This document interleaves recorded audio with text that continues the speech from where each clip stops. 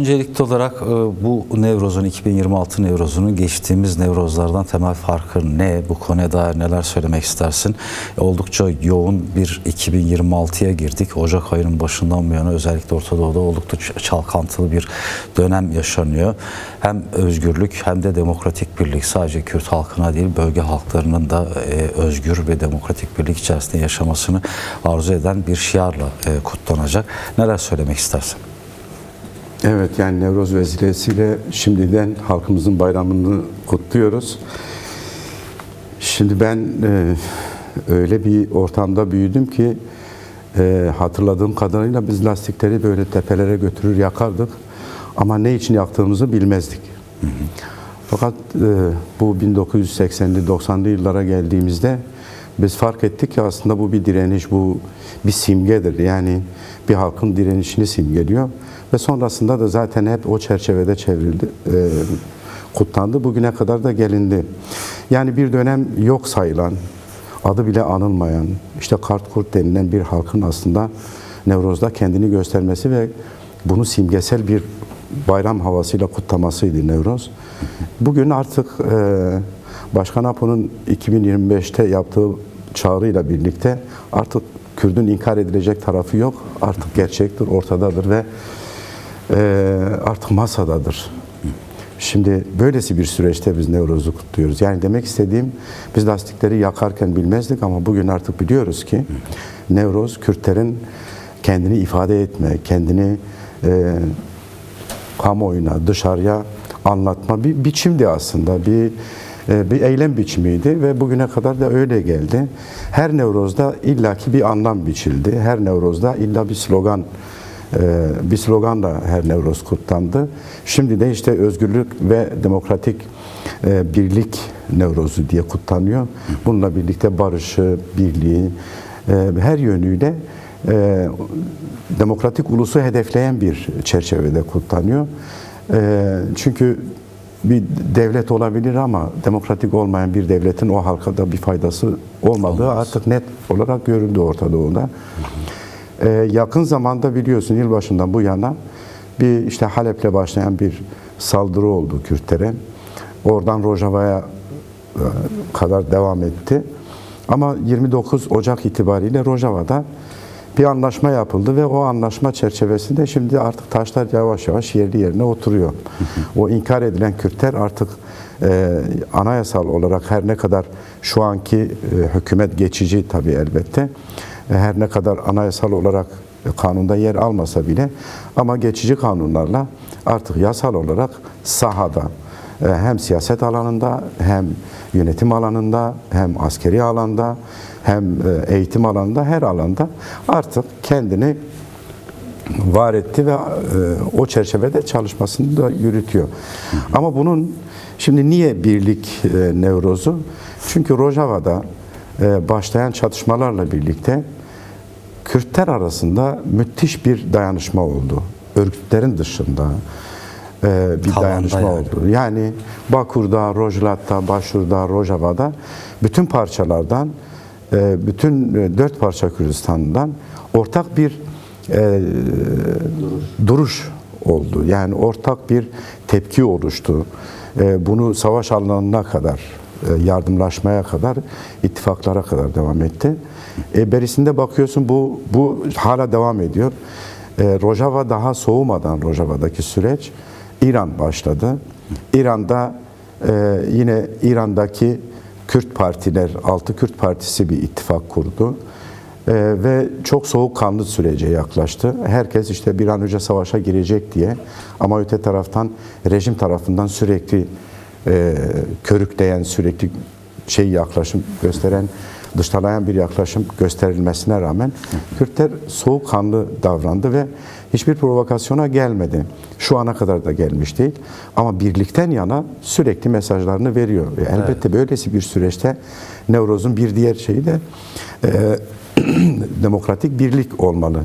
Bir diğeri de şimdi Türkiye'de dedik ya başkanın çağrısıyla başlayan süreç devam ediyor, görüşmeler devam ediyor. Günübirlik ya da haftada bir, 2 haftada bir gidiş gelişler oluyor. Ve bu süreç böylece götürülüyor. Bir komisyon kuruldu, komisyon raporunu hazırladı.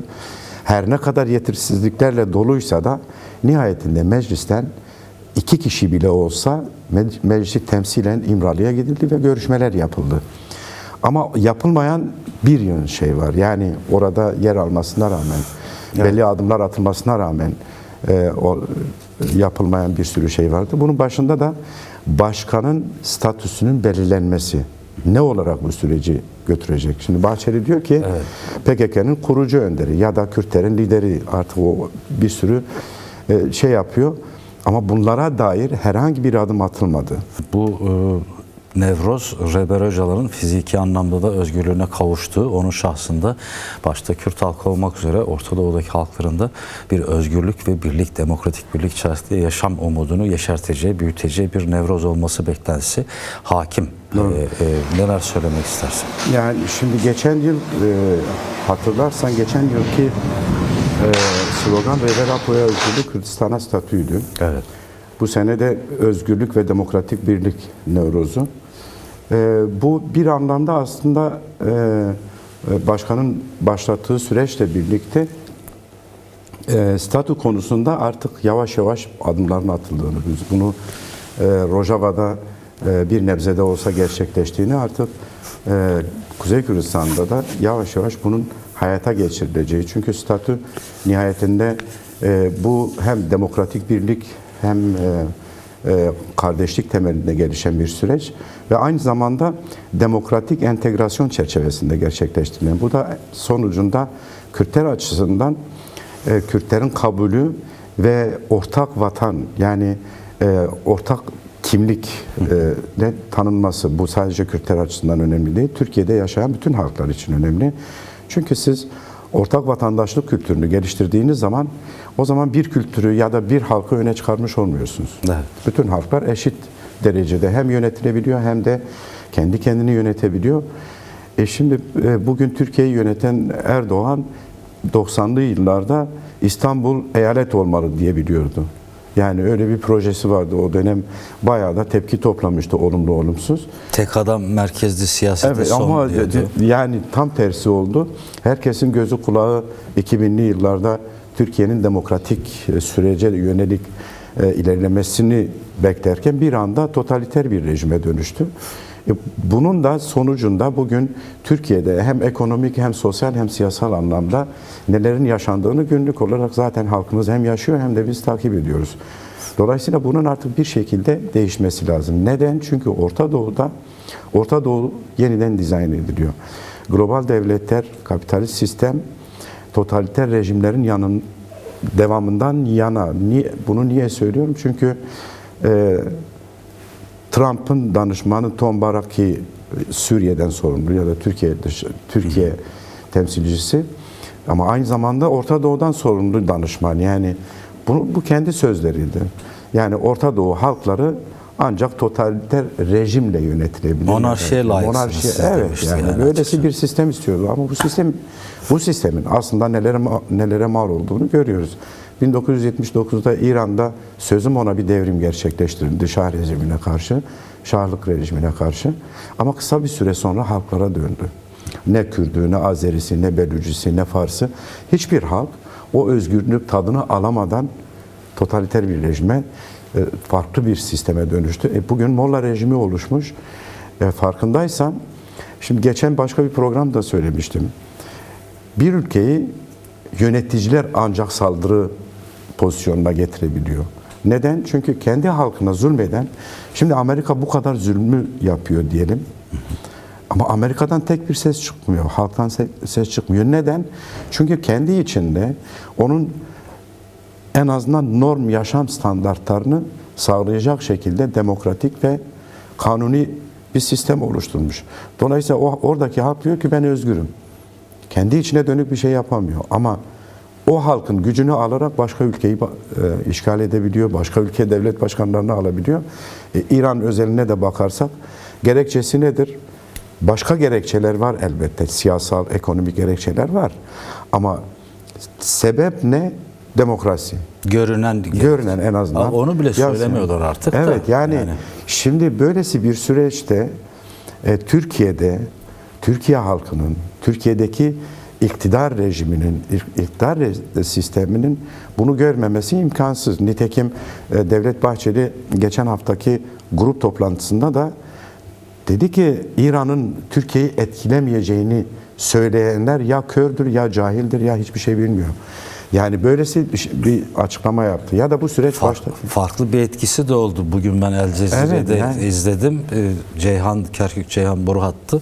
Biraz önce söyledim, Tom Barak'ın arabuluculuğuyla Kürdistan Bölgesel Yönetimi ve Bağdat arasındaki anlaşma sonrasında yarın itibariyle açılacak diye bir haber var. Tabii ki. Yani ama bu böyle şöyle bir durum var. Oldu, şimdi bir de bunun güvenliği söz konusu. Nihayetinde çıkış noktasından varış noktasına kadar hep Kürt coğrafyasından geçiyor. Yani bunu neyle sağlayacak? Ya da Bakü'den gelen boru hattını nasıl koruyacak? Nihayetinde orada yaşayan bir halk var ve bunun görülmesi gerekiyor. Şimdi bir süreç başlatılmış, sözler verilmiş. Değil mi? Tabii ki. Riskin olmaması lazım, güvenli olması lazım. Zaten her şeyden önce güvenlikti.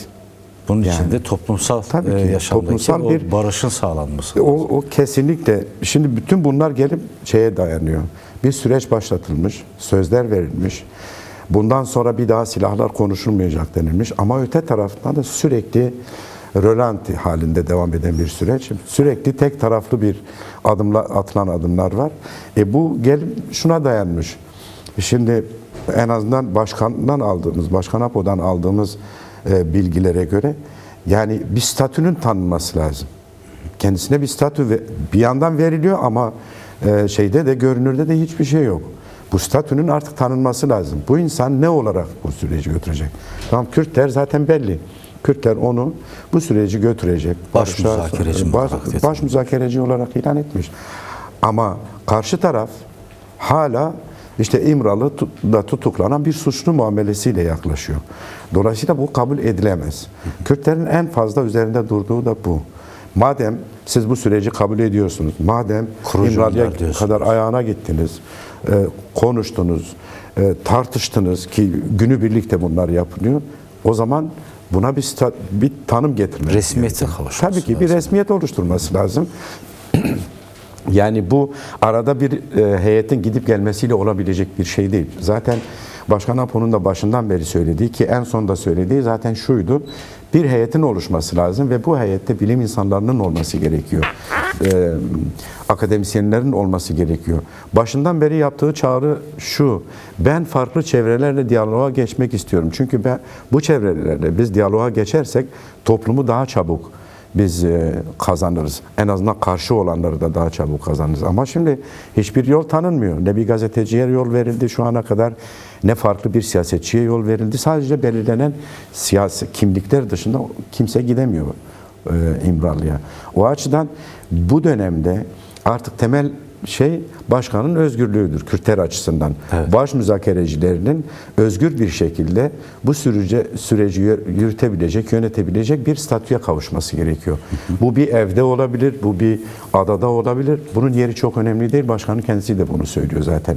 Etkili olamadığı müddetçe bu süreç böyle devam edecek. O açıdan Kürtlerin de temel talebi bu. Siz başlattınız, o zaman adım atın.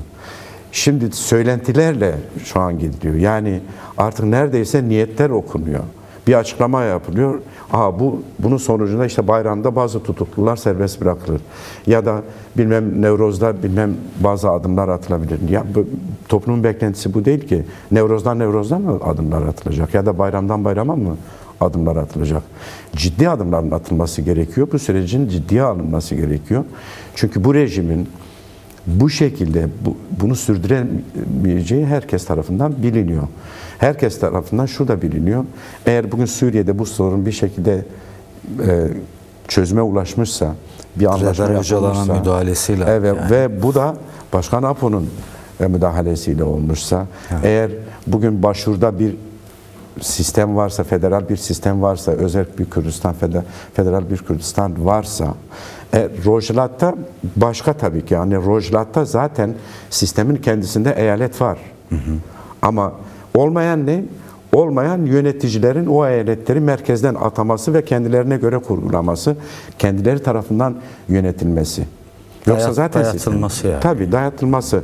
Şu ana kadar da zaten dayatılan o. Ama ufak bir değişiklikle bu olabilecek bir durum. Oysa Türkiye'de böyle bir durum yok. Türkiye'de tamamen red ve inkar üzerine kurulmuş bir sistem söz konusu. Ve gelen bütün partiler bundan beslenerek Türkiye'yi yönetmiş. Dolayısıyla bundan sonrası bunun yönetmesi imkansız. Çünkü Kürt sorununu sen ortada bıraktığın müddetçe sen yıkıma mahkumsun. Ne yaparsan yap, ne kadar başarılı işler yaparsan yap. Yani bu Diyarbakır'a gidip demokrasinin yolunu Diyarbakır'dan geçer. 93'te ta Mesut Yılmaz söylemişti. Ondan sonra gelen herkes, hatta şu an bile bazı parti liderleri Diyarbakır'a gittiğinde her ne hikmetse sadece Kürtlere hitap ediyorlar. Ama o zaman da Kürtler şunu soruyor. Madem bunu yapıyorsun bari İstanbul'da da söyleyin. Buna İzmir'de de söyleyin. Bir virgül koyalım. Bir konuğumuzda bir Nevroz kutlaması için hazırlıklar son hız devam ediyor. Bu son 5 dakikayı sana verelim tekrar. En son olarak yani söylemek istersin. dedik ya şimdi bu Nevroz bir çözüm Nevrozu aslında. Yani başka bir şekilde biz isimlendirirsek Evet. barış ve demokratik çözüm Nevrozu diyebiliriz. Bence bu hava da artık hakim. Hem Kürtlerde hem Orta Doğu'da. Herkes bir çözümün peşinde. Herkes kendine göre bir çözüm yaratmaya çalışıyor. Ama Kürtlerin Başkan Apo önderliğinde sunduğu paradigma ve çözüm diğer halklar tarafından da biz görüyoruz ki kabul ediliyor. Evet. Kabul görüyor ve katılım da oluyor. Yani mesela Suriye'de her ne kadar Kürtlerin yaşadığı bölgede biz Kürtlerin bölgesi desek de arada yani %10'u %20'ye yakın Arap farklı genel halklar anlamda var yani. farklı halklar var. Asuri Süryaniler var, Ermeniler var, Türkmenler var ve onlar da kendini bu sistemin içinde görüyor. Çünkü Rojava devriminden bu yana kendi dillerinde eğitim görüyorlar, kendi kültürlerini yaşıyorlar ve kendi öz savunma birlikleri var. Ve bununla Rojava'nın içinde yaşıyor. Rojava'nın askeri yapılanması içerisinde yer alıyorlar. O açıdan bu proje artık Orta Doğu'da geleceğin projesi olarak görülüyor. Gelecekte halkların birlikte yaşayabileceğini, birlikte ortak bir yaşam kurabileceklerini, ortak bir ülke kurabileceklerini, demokratik bir ulus oluşturabileceklerini çok net bir şekilde gösterdi. Kürtlerin tabii bu süreçten beklentileri özellikle Nevroz'la bağlantılandırırsak, geçen yıl başkanın özellikle paradigmasının uluslararası farklı dillerde yayılmasıyla birlikte biz görüyoruz ki bu Amerikalı bir bilim adamı vardı. İstanbul'daki konferansa giderken bir söz söylemişti. Ben ta okyanus ötesinden bir ışık gördüm ve o ışık için buraya geldim demişti. Dolayısıyla bizim dışımızda da İrlanda ya da İskoçyalıydı ama uzaktan bir ama şeydi. Amerika'da kalıyordu hatırladığım kadarıyla. Ben bir ışık gördüm ve bu ışık için İstanbul'a geldim. Bu ışığı görmek için geldim. Işığı takip ettim. Evet yani. Şimdi o açıdan eğer Amerikan Latinine ya da kuzeyine, doğusuna ya da Hindistan'a kadar eğer bu fikir, bu düşünce yayılmışsa ve kabul görüyorsa ve destek görüyorsa bundan sonrası demek ki halklar bunu çok net algılayabiliyor ve böylesi bir gerçekliği görebiliyor. Böylesi bir siyasetin halkların kurtuluşu olabileceğini görüyor. O açıdan neden bu Orta Doğu'da olmasın ya da neden Türkiye'de de olmasın? Şimdi Türkiye'de öyle bir şey ki artık hiçbir şey diyemiyor, sadece hakaret ediyor. Yani PKK kurucularından Sayın Karayılan'ın bugün açıklaması var biliyorsun. Şeyde ANF'de. Yani oturduğun yerde karşı çıkmakla bu iş hallolmuyor. Ya da yok saymakla o yok olmuyor. Bu var. Ve bir gerçektir. Sen bu gerçekliği görmediğin müddetçe sorunlarını yaşayacaksın. Ve sen yaşamasan bile başkaları karşılayacaktır ve bunu sorun olarak önüne koyacaklardır. O açıdan Türkiye'nin de başka bir yolu yok. İlla ki Kürtlerle anlaşacak. Bu açık ve net. Ama bu Nevroz'da bizim en azından Kürtlerin beklentisi artık bir statünün tanınması, artık başkan Öcalan'ın özgür bir şekilde bu süreci yönetebilecek, bu süreci koordine edebilecek, görüşmeler yapabilecek bir statüye ve bir ortama ulaşmasıdır. Temel hedef o. O yüzden de işte bir de Kürtlerin birliği en azından %70, %80 oranında bugün gerçekleşmiştir. Bu Rojava'da da görüldü. Bu Başur'da yaşanan en ufak bir sorunda biz görüyoruz ki bütün örgütler bir anda ortak tepki gösterebiliyor. Ya da İran'da yaşanan en azından bir Kürt olarak hissi olarak ben bunu hissedebiliyorum. Oradaki acıyı ya da oradaki direnişi. Dolayısıyla o ruh oluştu. Bu ruhun bundan sonra sönmesi imkansız ve Nevroz'da da zaten Kürtler bugüne kadar bin yıllardır kendini bu ateşle simgelendirmiş, bu ruhunu ateşle simgelendirmiş. Bu simge de her gittikçe daha da harlanıyor ve daha da güçlü bir şekilde toplumu aydınlatıyor diye düşünüyorum.